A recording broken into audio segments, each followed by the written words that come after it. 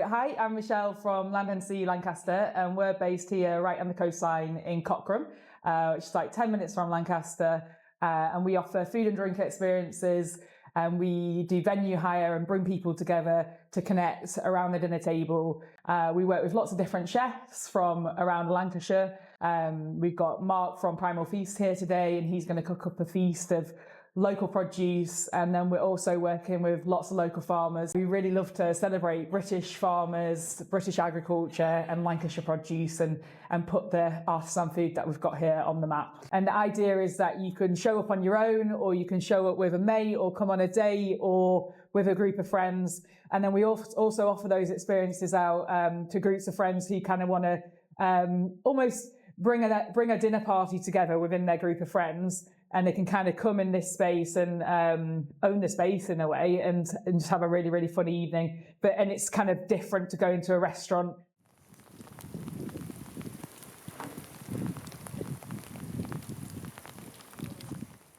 Hi, my name's Mark. I come from Lancashire.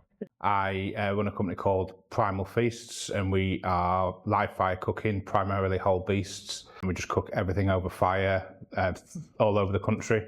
We do everything from pop-ups to festivals to weddings. Michelle got in touch with me after I did a pop-up at a brewery around the corner, Farmyard Brew Co, and she wanted to do some whole animal cookery here at her Land and Sea Patty's Barn.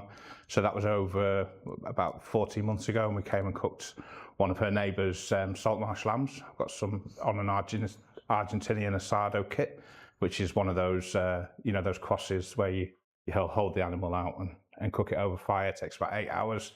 I think for me, live fire, it slows everything down. So as opposed to doing it in an oven, when you're lighting a fire, it's very elemental. You tend to be doing larger scale things, so it becomes more communal, more of a feasting experience. And so that's something that I really enjoy. You get to use the whole animal.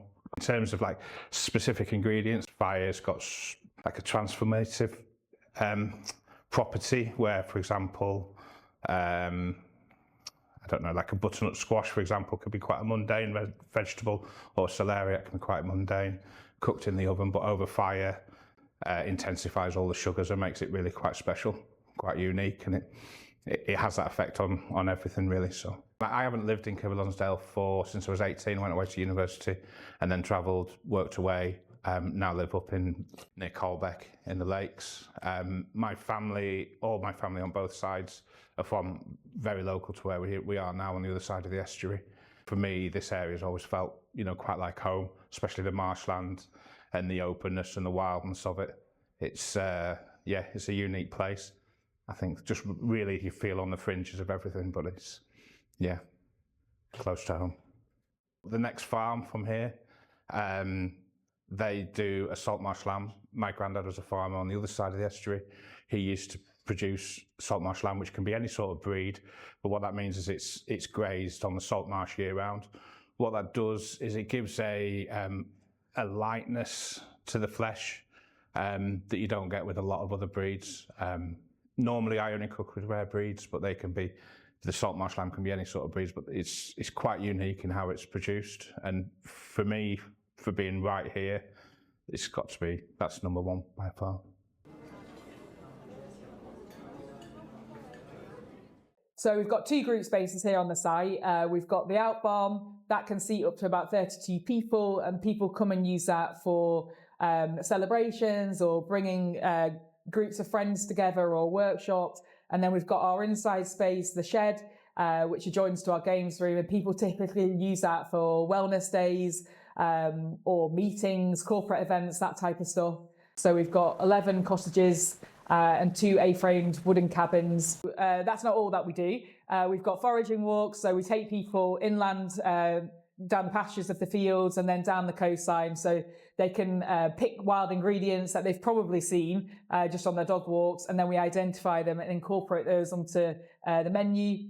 Another thing that we've added recently, which has been really, really great, and a really great way to get local community members here, is we've got a monthly community supper. So last year we set up a little allotment, so we're growing a lot of the vegetables on the site here and then integrating that into a community supper. So that works. It's basically, it's free to come or pay what you feel. And we have like a suggested donation on there. I'm definitely Lancashire born and bred and very proud to be Northern. And I actually, when I first started doing Land and Sea, I was like really determined to get the hashtag not so grim up north trending. Because everybody, like when you've been living in London or you're going away travelling and that sort of stuff, and people's perceptions of the north, and sometimes I'm like, no, it's so wrong, isn't it? My favourite things about Lancaster and Lancashire are definitely the landscape. I love where we live here in Cochrane on the coast. It's like, it's so rugged and beautiful. And I think sometimes you forget that you're on the coastline because you think coastline, beach, cocktail, sand. Whereas here it's so rugged and beautiful, and the salt marshes have got an amazing story wrapped up in them. They're a special area of conservation. It's a triple SI. We get thousands of birds coming here, migrating every year. It's an amazing area for nature, and I think it's something that I'm really proud of. Feel really connected to the land and the landscape here, and I think we need to shout about that more. I also love the Plover Scar Lighthouse and Cocksands Abbey. I think that that's such a hidden gem in this area. You can go for a dog walk there and you'll see nobody, and it's really, really beautiful. You can kind of imagine times gone by when you're walking around there. I love it. I also really love Morecambe.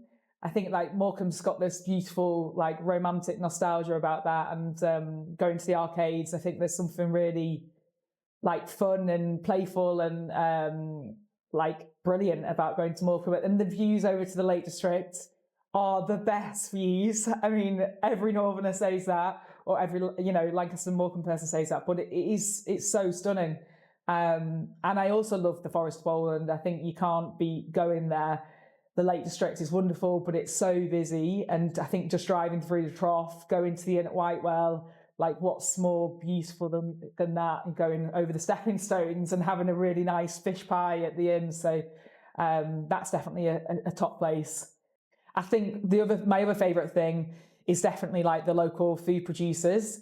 There's a really nice network and something really like bubbling to the surface with a lot of artisan food producers, whether it's like cheesemakers or there's like loads of coffee roasters and artisanal beer producers like Farmyard and Atkinson's Coffee, and we've all got really nice interconnected collaborations going on, and I feel like everybody's really supportive of one another.